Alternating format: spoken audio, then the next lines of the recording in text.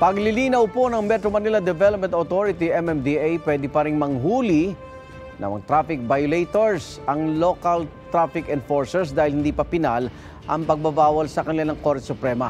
Kaugnay niyan, papanayin po natin si MMDA Acting Chairman Romando Artes. Magandang umaga po, Chairman.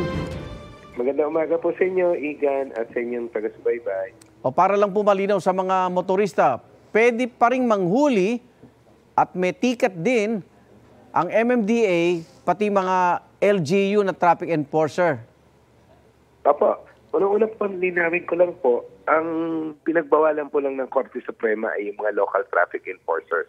Hindi po kasama ang MMDA. Opo. At yan nga po ay hindi pa pinal dahil po hindi naman po nakalagay sa decision na ito ay immediately executory. Opo, so final. Opo, hindi pa po ito final and executory. So, meron pa pong period ang ating mga local chief executives kung na mag-file ng memorandum of, ng appeal or motion for reconsideration. At habang dinidinig po yan ay pwede pa pong manghuli itong mga local traffic enforcers natin. Hindi kayo ang petitioner dito, Chairman?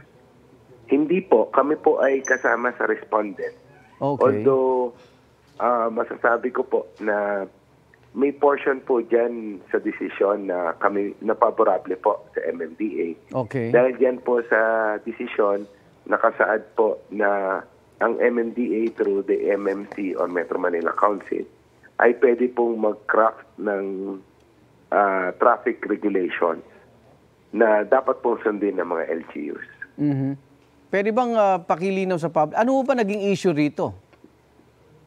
Well, kinwestiyon po ng mga transport groups yung pong ang karapatan Panghuli ng mga LGUs na manghuli, mag-issue ng citation ticket, Opo. at mangumpiska po ng lisensya. Although yung huling issue po, yung pag-kumpiska ng lisensya, yan po in-address na sa single ticketing system dahil hindi na po sila nangungumpiska ng lisensya. Okay. So, Kailan ang ho ba? iwan po dyan ay yung pagbabawal sa traffic enforcers na mag-issue po ng ticket. Pero nakalagay po sa desisyon, di ba, Chairman, na kung deputize nyo naman ang mga local enforcer ng LGU, pwede?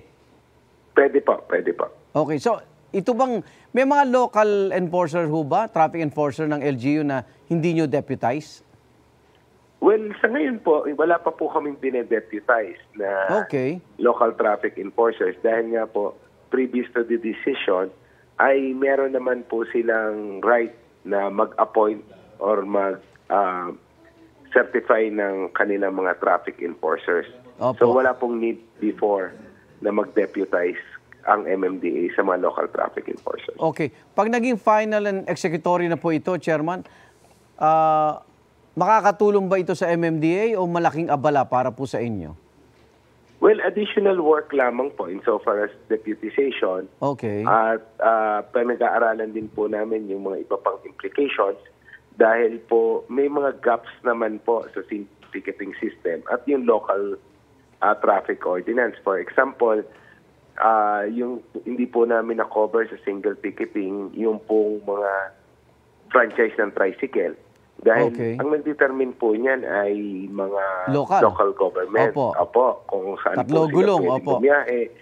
Opo. At kung lumabas sila dyan sa authorized route nila, out of line po yan. Hindi po nakasama yan dito sa ating single ticketing system. So pag-aaralan po natin yung iba pa mga implications niyan. Okay. At ganoon din po, yung pagde-deputize, siyempre po, ayaw din naman namin na magbigay lang ng blanket o deputization. Opo. So pag-uusapan po namin yung mga criteria niyan at yung proseso po. Maraming salamat, MMDA Acting Chairman Romando Artes. Ingat po kayo. Salamat po, Igan. At magandang... Igan, mauna ka sa mga balita. Mag-subscribe sa GMA Integrated News sa YouTube. Sa mga kapuso abroad, subaybayan nyo kami sa GMA Pinoy TV at sa www.gmanews.tv.